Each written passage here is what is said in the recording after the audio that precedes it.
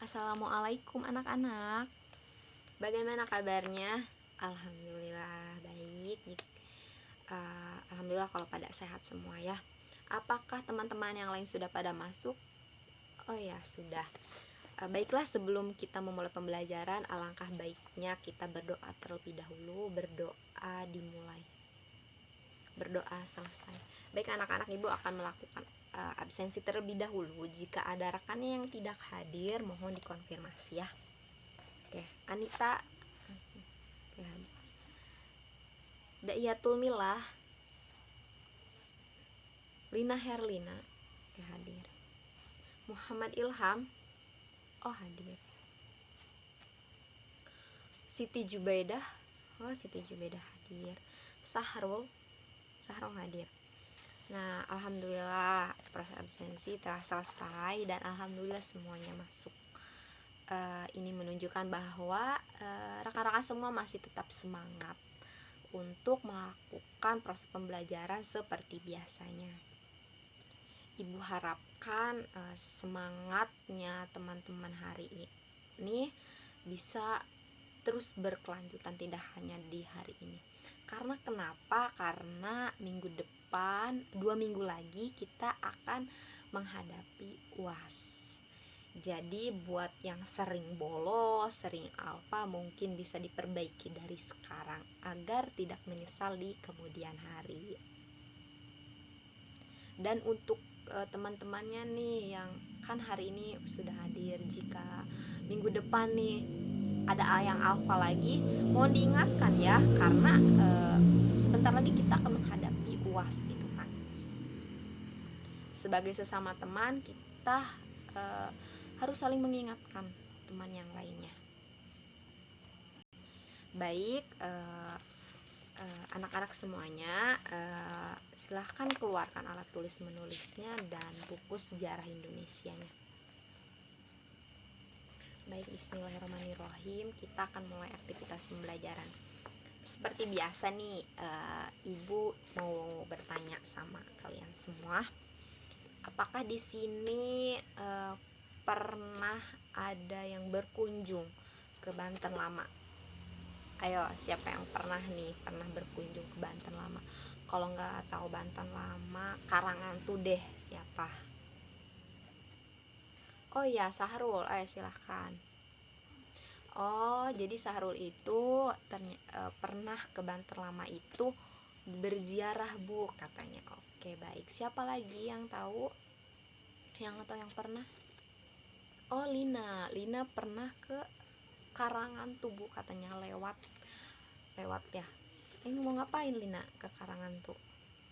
Oh, sama kayak Sahrul, ziarah juga, jadi lewat Karangantu. Oke, baik. Oke, mungkin rekan-rekan semuanya bertanya, kenapa Bu saya ditanya tentang Banten Lama?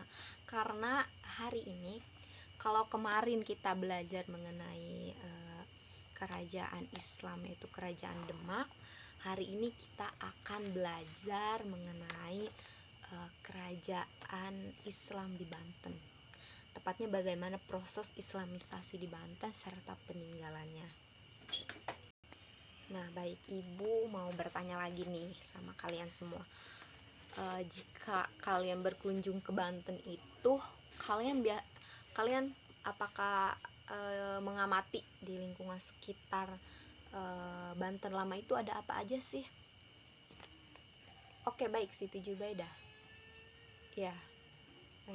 Oh ya, jadi teman-teman, anak-anak, menurut Siti Jubaidah tadi, Siti Jubaidah jika ke Banten Lama itu melihat, Bu, katanya ada Masjid Agung, ada Keraton Surosoan, katanya ada sebuah meriam.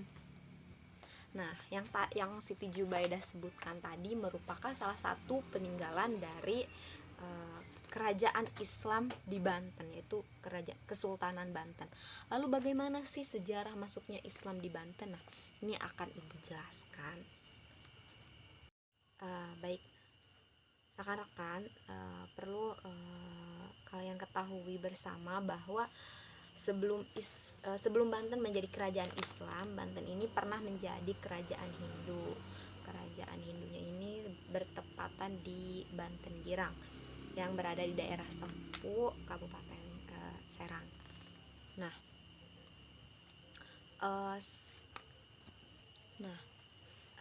jadi Islam ini masuk ke Banten ini sekitar tahun 1524 sampai 1525. Ketika itu kerajaan Banten yang bercorak Hindu itu masih berada di bawah pemerintahan kerajaan Sunda Pajajaran. Nah, lalu kenapa sehingga Islam ini berkuasa di Banten? Karena pada saat itu kerajaan Hindu di Jawa Barat ini masih tetap bisa dikatakan eksis gitu, tetap berkembang, sehingga ini yang menjadikan motivasi beberapa kerajaan Islam di Jawa Barat untuk melakukan penyebaran agama Islam khususnya di Jawa Barat. Banten dipilih untuk menjadi misi pertama dalam melakukan penyebaran agama Islam itu karena Banten ini kan berada di daerah pada saat itu bisa dikatakan maaf anak-anak, bisa dikatakan Banten ini merupakan daerah maritim, yang mana jalur perdagangan pertama itu yang masuk pertama kali itu di Banten. Nah, pada saat itulah kerajaan Islam di Jawa Barat khususnya yang berada di Cirebon dan Demak ini melakukan penyebaran agama Islam ini. Pertama itu adalah memilih daerah Banten khususnya untuk yang di Jawa Barat. Nah, yang kala itu kerajaan Banten yang bercorak Hindu itu dipimpin oleh seorang raja yang bernama Raja Pucukumun. Nah, atas perintah pada saat itu Syarif Hidayatullah yang berasal dari kerajaan Demak ini melakukan penyerangan kepada Prabu Pucukumun, yaitu raja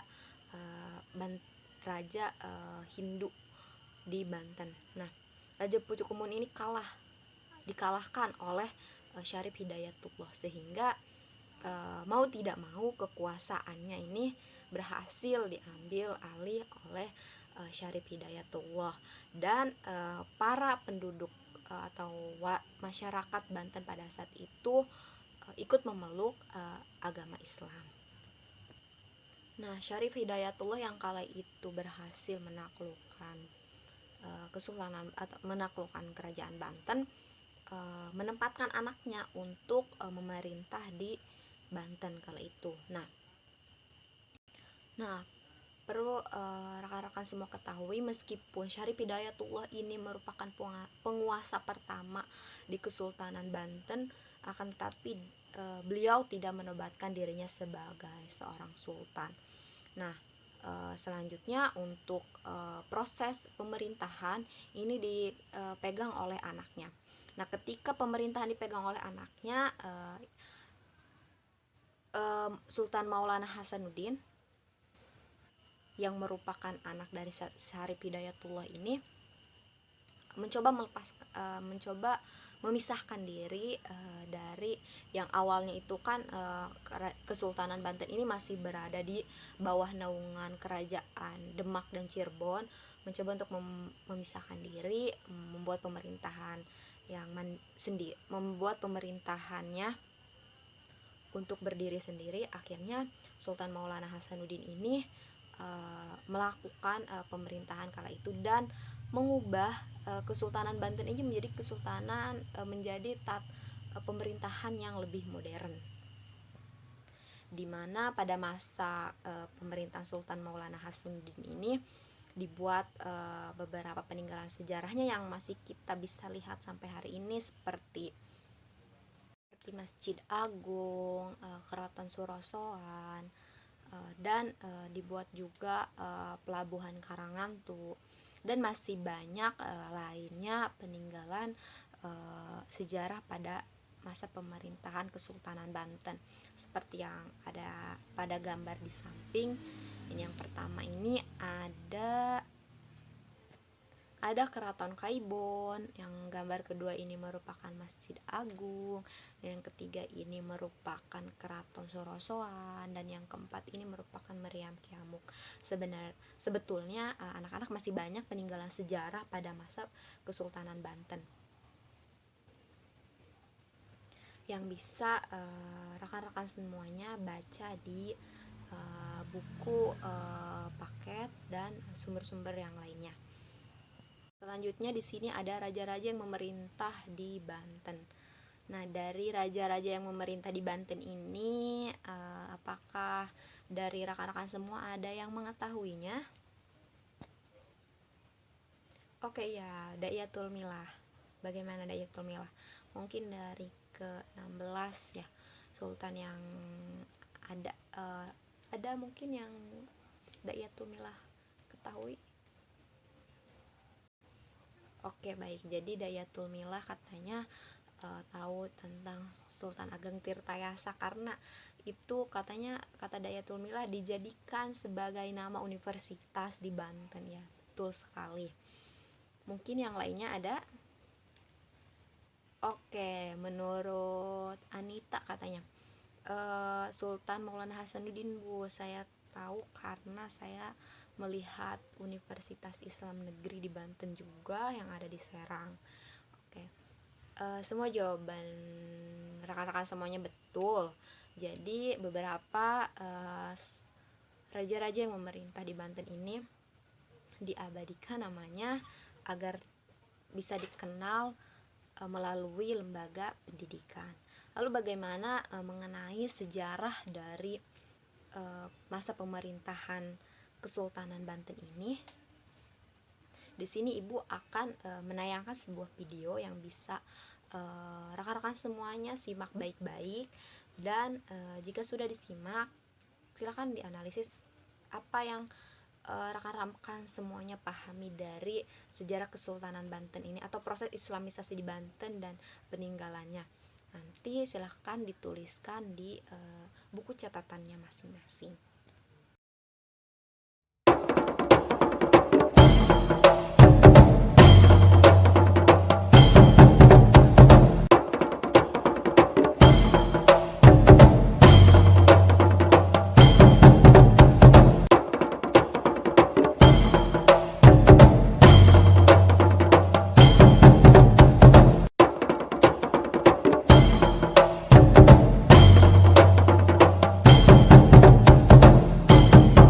Nah, baik rekan-rekan semuanya, tadi kita telah belajar bersama mengenai proses Islamisasi di Banten dan peninggalannya.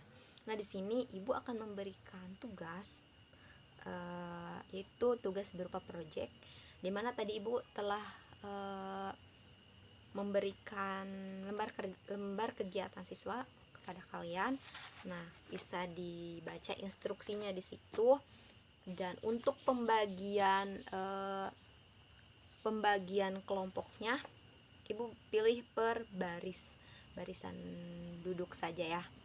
Nah, jika sudah, silahkan bergabung bersama kelompoknya untuk mendiskusikan apa isi yang akan dibahas, karena tema sudah Ibu tentukan di dalam LKPD kalian. Nah, untuk menentukan isi, silahkan kalian gunakan 5W1H. Mungkin ini sudah belajar di mata pelajaran bahasa Indonesia. Dengan menggunakan media sumber belajar, buku paket bahasa sejarah bahasa Indonesia kalian silahkan dibuka, dan tadi Ibu sudah menampilkan PPT-nya, mungkin silahkan dibaca kembali, atau yang ingin Bu mohon di slide ini boleh ya. Yang penting kalian sekarang berdiskusi bersama kelompoknya, tentukan isi yang akan dijadikan untuk bahan poster. Yang selanjutnya, poster ini akan dipresentasikan di pertemuan selanjutnya, yaitu di hari Jumat. Baik rekan-rekan semuanya, Ibu tadi sudah melihat, alhamdulillah kalian cukup bagus dalam menganalisisnya. Untuk pengerjaannya silahkan melakukan kerja kelompok di luar jam mata pelajaran. atau bisa di luar sekolah juga bisa. Dan untuk presentasinya akan ibu ini ya, dipilih secara random, jadi siap-siap untuk semua kelompok.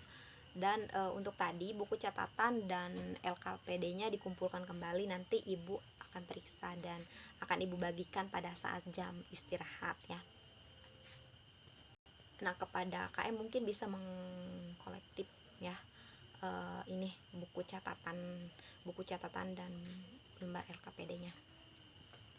Nah, mungkin itu saja rekan-rekan pembelajaran kita pada hari ini. Semoga apa yang kita pelajari bisa bermanfaat dan kita bisa mengambil hikmah dari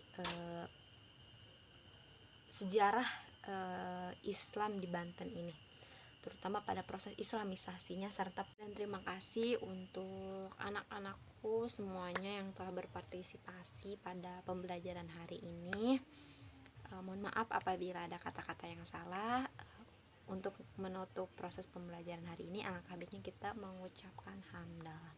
Alhamdulillahirobbilalamin. Sekian dari Ibu. Wabillahi taufiq wal hidayah. Wassalamualaikum warahmatullahi wabarakatuh. Sampai berjumpa di pertemuan selanjutnya.